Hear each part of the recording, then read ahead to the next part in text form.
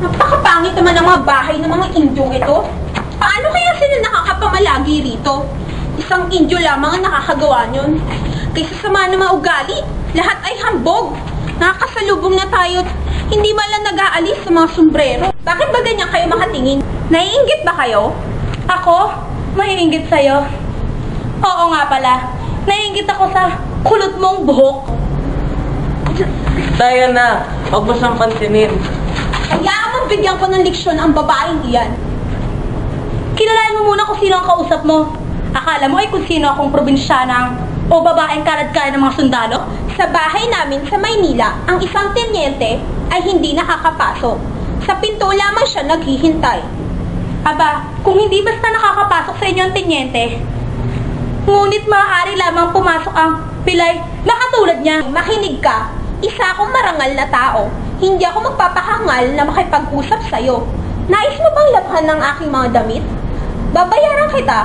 Alam ko naman na isa ka lamang labandera. Akala mo yata ay hindi namin alam kung anong uri ka ng tao. Bistado ka na, senyora. Iisa lamang ang lalaki sa buhay ko. Ikaw, ilan sila? Maraming lalaki dahil sa gutom ay kakain ng tira-tira ng iba. Huwe! Aka rito at dudurugin ka ang marumi mong bunganga. At ikaw, hindi ba maraming sundalo kang nakasiping sa pagtulog? Aba! Hinahamon talaga ako itong kulot na to!